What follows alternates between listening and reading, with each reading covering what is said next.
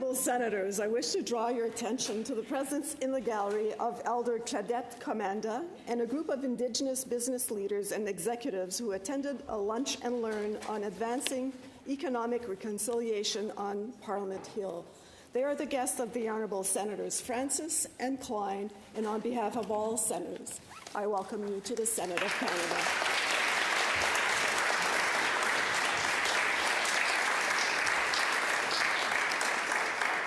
Senator Klyne.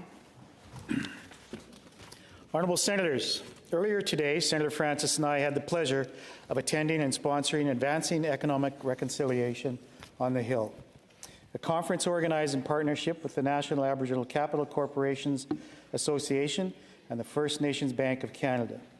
The goal of the conference was to discuss how we can further advance economic reconciliation in Canada.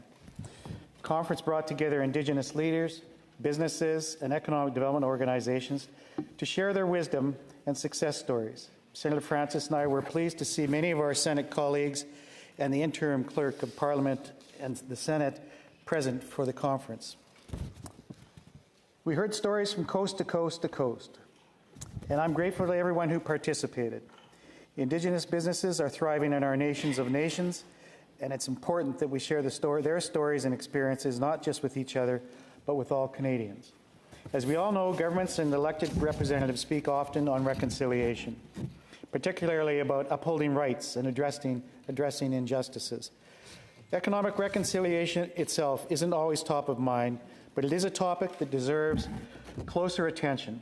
We cannot achieve true reconciliation until Indigenous peoples are empowered to take advantage of their full economic potential, and we will not move forward as a country unless all people in Canada have access to equitable opportunities to prosper.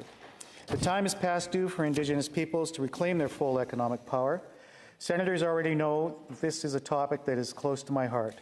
Last month, I launched an inquiry aimed at celebrating and calling attention to successful Indigenous-led businesses.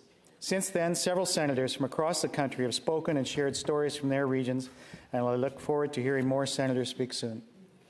Colleagues, the path to reconciliation must include economic reconciliation.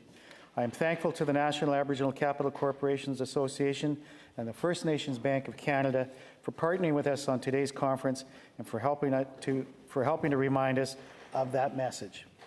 I encourage all Canadians to think about how they can help advance economic reconciliation in their home communities, whether it's by supporting a local Indigenous-led business, encouraging governments to work closely with Indigenous partners, or simply by being a friend and ally.